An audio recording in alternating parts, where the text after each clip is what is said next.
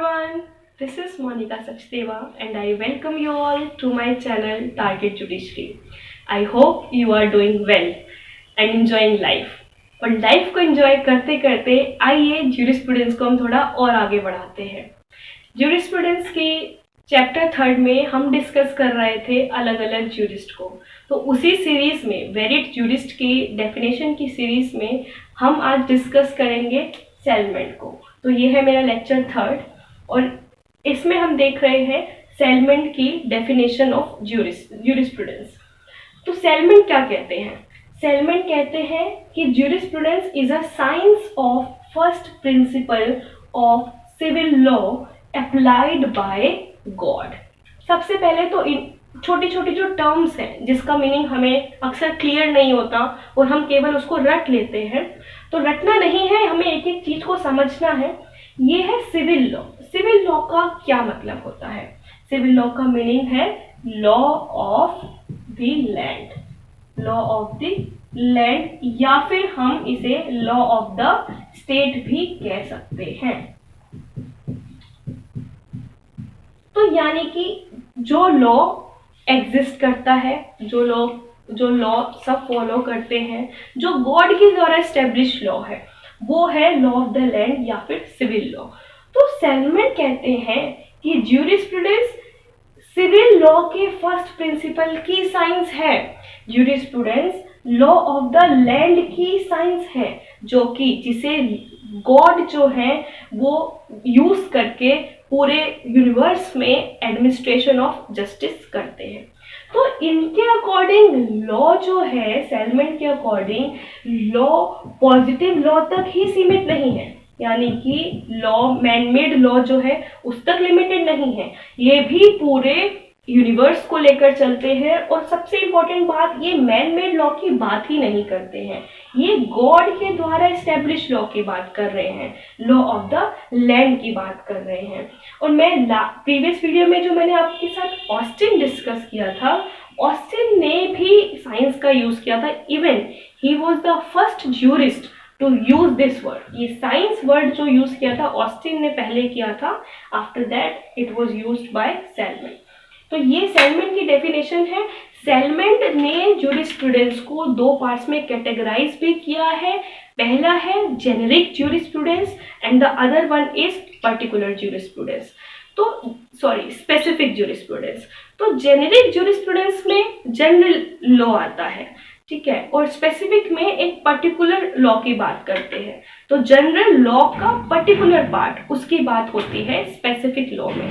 तो सेलमेंट कहते हैं कि स्पेसिफिक लॉ से ही कंसर्न करता है ज्यूरिस्प्रूडेंस, जनरल लॉ से नहीं।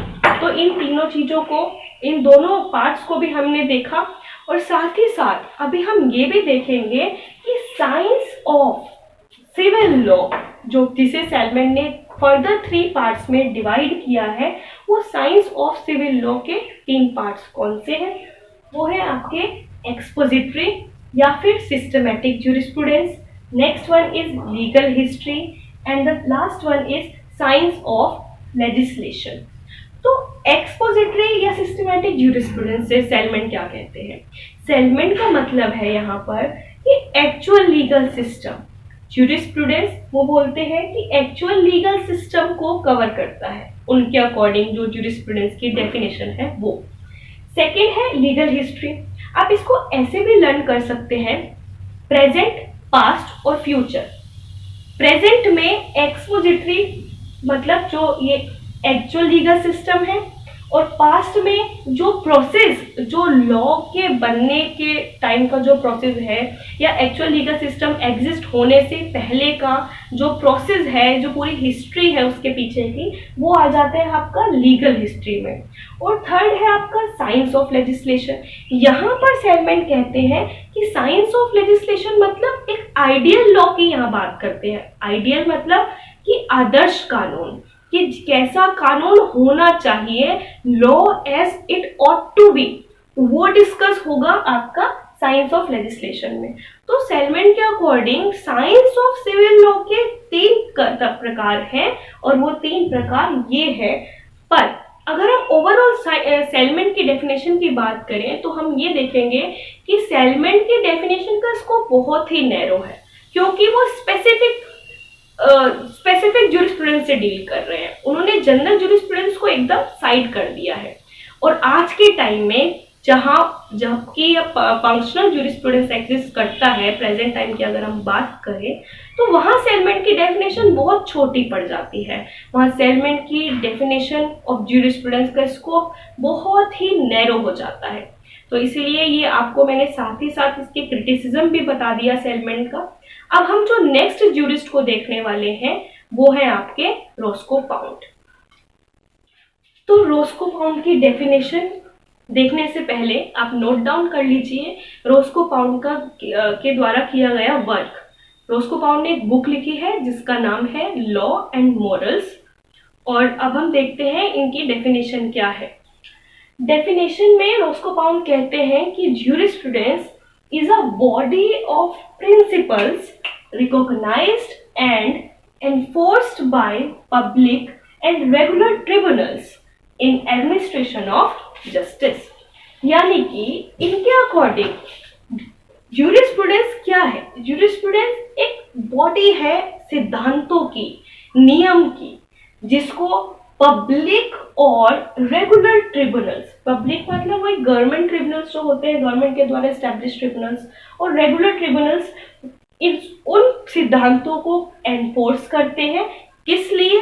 ताकि वो न्याय को लोगों तक, मतलब न्याय का एडमिनिस्ट्रेशन कर सके, लोगों को न्याय दे सके। तो उसको समझना, उसकी स्टडी करना रोस्को पाउंड के अकॉर्डिंग ज्यूरिस्प्रूडेंस है। सबसे ये भी इंपॉर्टेंट है, रोस्को पाउंड एक अमेरिकन ज्यूरिस्ट है, तो ये भी आपको पता होना चाहिए that he is from America, he was from America actually.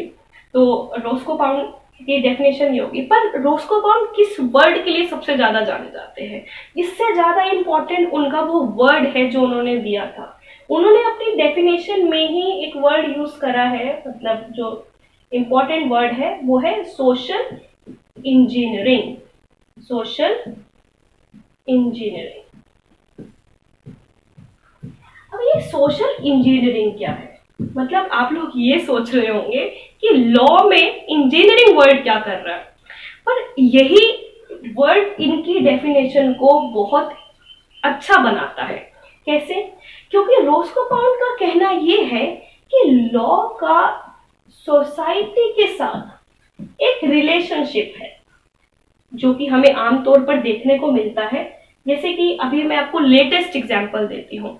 हमारे यहाँ अभी देखा गया ये लॉकडाउन के टाइम पे कि डॉक्टर्स पर कुछ लोगों ने पत्थरबाजी करी। जब वो उनकी केयर के लिए उनके यहाँ गए टेस्टिंग करने के लिए, तो उन पर पत्थर बरसाए गए। तो उसी के बाद एक लेजिस्लेशन हमारे सामने आया, पार्लियामेंट ने एक लॉ बनाया जिसमें उन लोगों के लिए पनिशमेंट भी प्रेस्क्राइब किया गया है जो ऐसा करेंगे।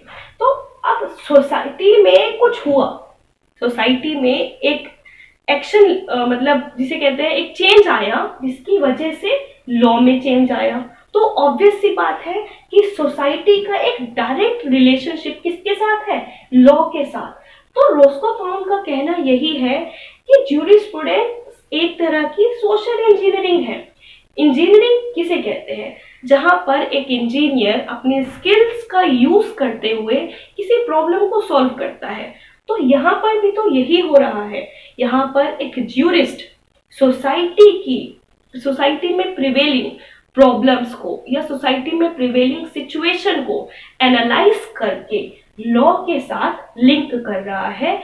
इसीलिए रोस्को पाउंड की डेफिनेशन हमारे लिए मोस्ट इंपॉर्टेंट बन जाती है, बिकॉज बहुत बार ये चीज पूछी गई है एग्जाम में कि सोशल इंजीनियरिंग वर्ड को या टर्म को यूज करने वाले ज्यूरिस्ट कौन थे। तो आपको ये इजीली लर्न हो गया होगा रोस्को पाउंड की थ्योरी ऑफ सोशल इंजीनियरिंग।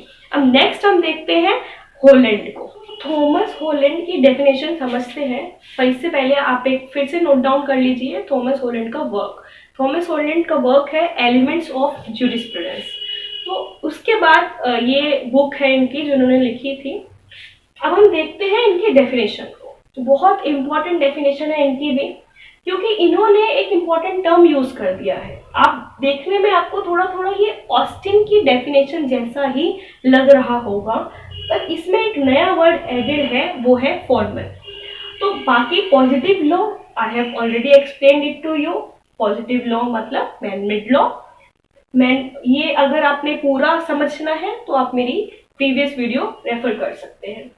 तो ये हॉलैंड कहते हैं कि मैन मेड लॉ की फॉर्मल साइंस का नाम, मतलब बेसिकली जो लॉ कॉन्क्रीट है, स्पेसिफिक है, मैन मेड है, उनके अंडरलाइन प्रिंसिपल, उनके अंतर्निहित सिद्धांत की साइंस को या फिर उसकी स्टडी को कहते हैं हम ज्यूरिस्प्रूडेंस।